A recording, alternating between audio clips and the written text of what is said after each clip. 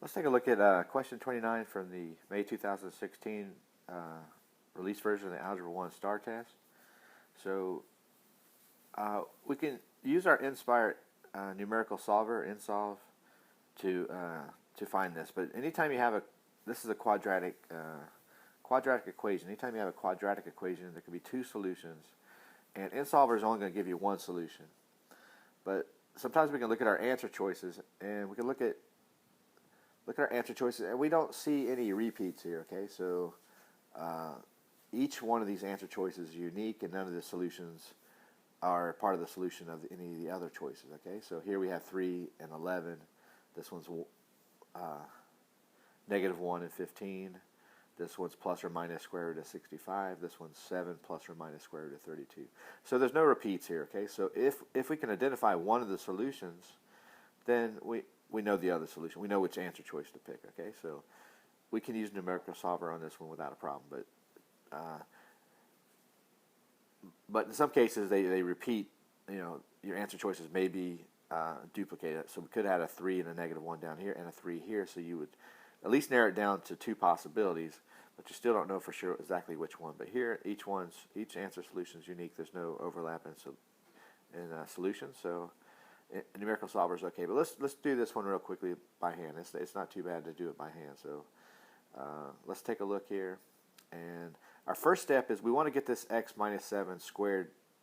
We want to get that by itself. Okay, so we'll keep it as a unit. All right, so our first step here is going to be to divide both sides by 2. So let's go ahead and rewrite this equation here. Okay, so we have 2x minus 7 squared equals 32.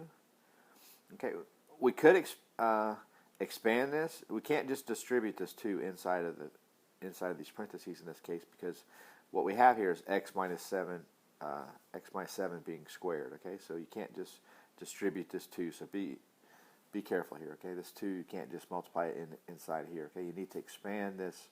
You need to evaluate x minus 7. Both of this binomial is being squared. Okay, so don't try to distribute here. Okay, anytime you have a squared here or any other exponent here, you can't just simply distribute the number outside the parentheses. Okay, so you would need to expand this using FOIL or some method first. Okay, so so let's go ahead. I'm going to divide both sides by 2 to start out with. Okay, so I'm going to divide this side by 2, and whatever you do to one side of the equation, you got to do to the other. Okay, so now we have this 2 and this 2 give us 1. Okay, so you can group those together, and that gives us a 1. Okay, so basically it disappears. Okay, so we have not exactly disappears, but we have 1 times x minus 7 squared. Okay, so what we're left with is just the x minus 7 squared on the left side. So let's go ahead and bring it down.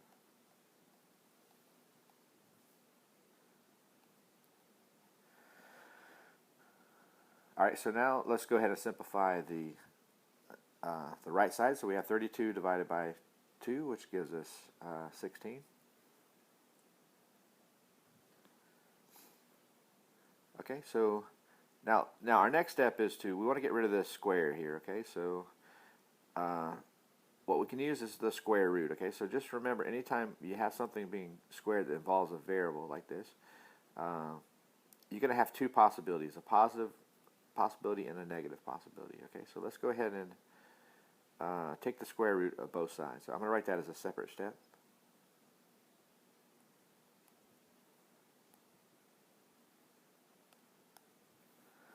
So we have the square root of x minus 7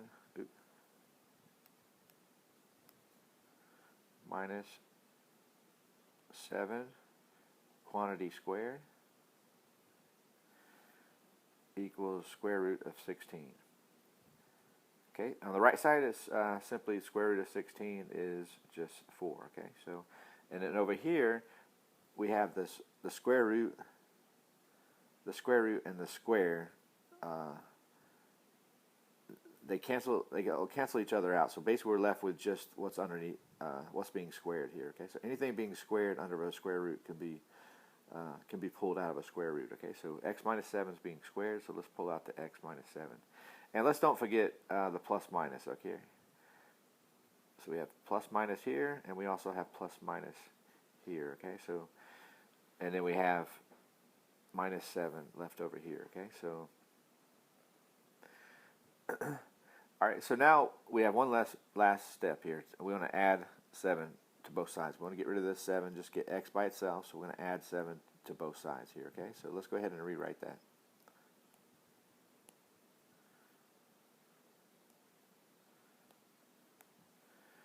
So we're going to have to take the x minus 7, and we're going to add 7, and over here we're going to add 7.